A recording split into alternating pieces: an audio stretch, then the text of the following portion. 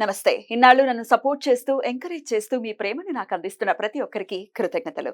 అలాగే ఈ వీడియో కూడా ఖచ్చితంగా మీకు ఉపయోగపడుతుంది. లైక్, షేర్ అండ్ సబ్స్క్రైబ్ చేసి మీ సపోర్ట్‌ని నాకు అందించండి. అలాగే ఈ వీడియో పట్ల మీకున్న అభిప్రాయాన్ని కామెంట్ సెక్షన్‌లో కామెంట్ చేసి తెలియజేయండి. ఇప్పుడు వీడియోని చూద్దాం. నమస్తే. Welcome to our channel. నేను పద్మిని. జులై మాసం ప్రారంభం కాబోతోంది. మరి ఈ జులై మాసం మాస ఫలితాల్ని మనకు అందించడానికి మనతో పాటు సిద్ధంగా ఉన్నారు ప్రముఖ ఆధ్యాత్మికవేత్త, వాస్తు జ్యోతిష పండితులు నిట్టల ఫణిభాస్కర్ శర్మ గారు. మరి వారి ప్రెడిక్షన్స్ ని ఇప్పుడు చూద్దాం.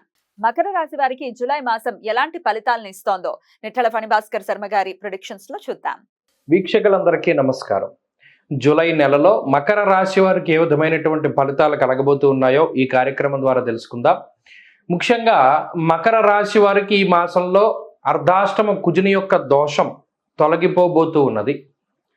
అలాగే ఈ మాసంలో గురుడు అనుకూలంగా ఉన్నారు. ఇక్కడ ఒక దోషం తొలగిపోయింది. షష్ఠ స్థానమందు రవి అనుకూలము, అలాగే పంచమ స్థానమందు గురుడు అనుకూలము. ప్రత్యేకించి శుక్రబుధ గ్రహాలు, చంద్రుడు కూడా ఈ మాసంలో అనుకూలమైనటువంటి గ్రహాలుగా ఉండబోతూ ఉన్నారు. కాబట్టి గత మాసంతో పోల్చుకుంటే ఈ మాసంలో అయింది ఏంటి అంటే ప్రతికూలమైనటువంటి గ్రహాల యొక్క సంఖ్య తగ్గడం, అనుకూలమైనటువంటి గ్రహాల సంఖ్యలో ఏ విధమైన మార్పు లేదు, అవి అలాగే అనుకూలిస్తున్నాయి. కాబట్టి ఈ మాసంలో కొంత మంచి ఫలితాలను అయితే మనం ఆశించవచ్చును. అయితే ఈ కుజుడు 13వ తారీఖు వరకు ఈ గ్రహం రాశిని మారే పరిస్థితి లేదు. అనగా మేషరాశిని ఈ గ్రహం కుజుడు 13వ తారీఖున వదిలేస్తారు. 14, 13వ తారీఖు చివరి నుండి కూడా మారుతారు. కాబట్టి 13వ తారీఖు లగాయతు అర్ధాష్టమ కుజ దోషం పోతుంది. ఇప్పటికీ ఏలినాటి శని దోషం ఉన్నది. రాహు తృతీయ స్థానంలో మిశ్రమమైనటువంటి గ్రహమే, అంత యోగ్యమైనటువంటి గ్రహం అయితే కాదు. ఈ నెలలో చూసుకున్నప్పుడు ఈ గ్రహస్థితి వల్ల ఇంకొక విషయం ఏంటంటే 17వ తారీఖు దగ్గర నుండి రవి సప్తమ స్థానంలోకి వెళతారు. అంటే ఒక అనుకూలత తగ్గుతూ ఉన్నది, ఒక ప్రతికూలత తగ్గుతూ ఉన్నది. అయితే ఈ అనుకూలత తగ్గడం అన్నది సగం నెల అయిపోయిన తర్వాత తగ్గుతుంది కాబట్టి పెద్ద పర్వాలేదు. సాధారణంగా 15వ తారీఖు వరకు యోగించినటువంటి గ్రహం ఉంది కాబట్టి మనకి నెలలో సగం రోజులు వెళ్ళిపోతాయి. ఇక్కడ ఈ గ్రహస్థితిని మనం పట్టుకుని ఆర్థిక పరమైనటువంటి విషయాలను పరిశీలన చేస్తే ఆర్థికంగా ఈ మాసంలో మకర రాశి వారికి కొంత సానుకూలత కనబడుతూ ఉన్నది. ప్రత్యేకించి పంచమంలో గురుడు ఉండడం, కోణస్థానంలో ఉండడం, ఈ రాశి మీద గురుదృష్టి ఉండడం, లాభస్థానం మీద గురుదృష్టి ఉండడం, అలాగే భాగ్యస్థానం మీద గురుదృష్టి ఉండడం వల్ల ఆకస్మికంగా కానీ లేదా మీరు అనుకున్నట్టుగానే కానీ ధనం సకాలంలో మీ చేతికి అందుతూ ఉంటుంది.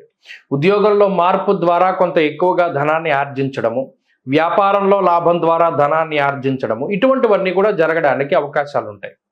వాటితో పాటుగా అర్ధలాభం, తదైశ్వర్యం, స్వకర్మరతి హర్షితం, మీకు మనసుకి ఏది ఇష్టమైతే ఆ పని చేయగలిగేటువంటి స్వాతంత్రాన్ని గ్రహస్థితి ఇస్తుంది.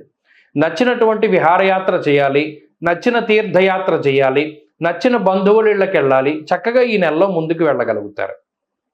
అంతేకాకుండా అర్ధాష్టమ కుజ దోషం 13వ తారీఖు నుండి తొలగిపోయిన తర్వాత కుటుంబ సభ్యుల యొక్క సపోర్ట్ వస్తుంది. ప్రత్యేకించి ఇప్పటి వరకు మిమ్మల్ని విభేదించినటువంటి తల్లిదండ్రులు కానీ, సహోదరులు కానీ, మిత్రులు కానీ, సన్నిహితులు కానీ మీకు అనుకూలంగా మాట్లాడేటువంటి పరిస్థితులు ఎక్కువగా కనబడుతూ ఉన్నాయి.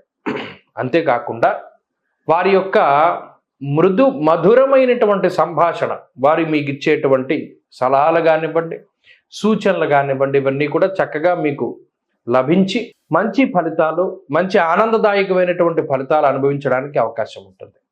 ఆర్థికంగా చూసుకున్నప్పుడు ఆర్థికమైన ఇబ్బందులు ఏమీ లేవు.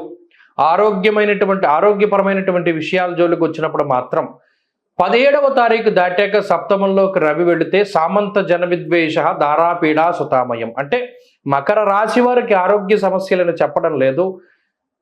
అటు జీవిత భాగస్వామికి, సంతానానికి మాత్రం కొంత ఆరోగ్యపరమైనటువంటి సమస్యలు ఉండబోతూ ఉన్నాయి అన్నది మాత్రం శాస్త్రంలో చెప్పారు. కాబట్టి 17వ తారీఖు దాటాక జీవిత భాగస్వామి, సంతానము, వారికి సంబంధించినటువంటి ఆరోగ్యం పట్ల మాత్రం శ్రద్ధ తీసుకుంటూ ఉండాలి. అలాగే ఉద్యోగ వ్యాపారాలకు సంబంధించినటువంటి విషయాలకి వస్తే ఉద్యోగము, వ్యాపారము కొంత అభివృద్ధి పదంలో ముందుకు సాగుతూ ఉంటుంది. ఉద్యోగ మార్పుకి అవకాశం ఉన్నది, ఉద్యోగమందు స్థానచలనానికి అవకాశం ఉన్నది, పై అధికారులతోటి సఖ్యత ఏర్పడము, లేదా మీకు ప్రతికూలంగా ఉండేటువంటి పై అధికారుల మార్పు, వారు బదిలీ అయిపోవడము లేదా వారి స్థానంలోకి ఇంకొకరు రావడం, ఇటువంటి వాటివి కూడా మీకు మంచి ఫలితాల కిందే చెప్పవచ్చు. ఇక విద్యార్థులకు ఉండేటువంటి గ్రహస్థితి అనుకూలంగా ఉన్నది, చక్కటి వాతావరణం ఉంటుంది, చదువుకోవడానికి ఏకాగ్రత లభిస్తుంది. విదేశాలలో కానీ స్వదేశంలో కానీ మౌఖిక పరీక్షలు లేదా ఏదైనా పోటీ పరీక్షల్లో మంచి విజయాన్ని సాధించగలుగుతారు. స్త్రీలకు ప్రత్యేకించి ఈ గ్రహస్థితి మానసిక ప్రశాంతతని, ఐశ్వర్యాన్ని, సంతాన సౌఖ్యాన్ని, ఆరోగ్యాన్ని, కుటుంబం యొక్క అనుకూలతని, వీటన్నిటిని కూడా ప్రసాదిస్తూ ఉన్నది. కాబట్టి ఈ మాసంలో మంచి ఫలితాలు స్త్రీలకి సంప్రాప్తమవుతాయి. ఇక మకర రాశి వారు ఈ నెలంతా కూడా మంచి ఫలితాలని ఆర్జించాలి, మంచి ఫలితాలు పొందాలి అని కనుక ప్రయత్నం చేస్తే ఎక్కువగా ఆంజనేయ స్వామి వారి యొక్క ఆరాధన, 13వ తారీఖు వరకు సుబ్రహ్మణ్య ఆరాధన చేస్తూ ఉండడం చాలా శ్రేష్టం. ప్రతిరోజు సుబ్రహ్మణ్య భుజంగ స్తోత్రాన్ని పారాయణ చేయడం, లేదా ఆంజనేయ స్వామి వారి యొక్క హనుమాన్ చాలీసా కానీ ఆంజనేయ అష్టోత్తర శతనామావళి కానీ పారాయణ చేస్తూ ఉండడం, మంగళవారం నాడు మన్యు సూక్తంతో ఆంజనేయ స్వామికి అభిషేకం చేసుకుంటూ ఉండడం, లేదా ఈశ్వరాభిషేకాన్ని మన్యు సూక్తంతో జరిపించుకుంటూ ఉండడం, ఇటువంటి వాటి వల్ల ఈ నెలలో ఉండేటువంటి గ్రహతో ప్రత్యేకించి ఆంజనేయ స్వామి వారి యొక్క సింధూరాన్ని వదలకుండా ప్రతిరోజు ధారణ చెయ్యండి. ఈ నెలలో మంచి ఫలితాలు సంప్రాప్తమవుతాయి. స్వస్తి. ద్వాదశ రాశుల వాళ్ళకి కూడా జూలై మాస ఫలితాలు ఎలా ఉన్నాయో తెలుసుకున్నాం కదా. మరి వారు అందించినటువంటి ప్రొడిక్షన్స్ డెఫినెట్ గా ఒక ఇండికేషన్. వాటిని దృష్టిలో పెట్టుకుని అలాగే చెప్పినటువంటి పరిహారాలని కూడా పాటించుకుంటూ ప్రతి ఒక్కరికి కూడా ఈ మాసం పీస్ఫుల్ గా వెళ్ళాలని మనస్ఫూర్తిగా కోరుకుంటూ నమస్తే.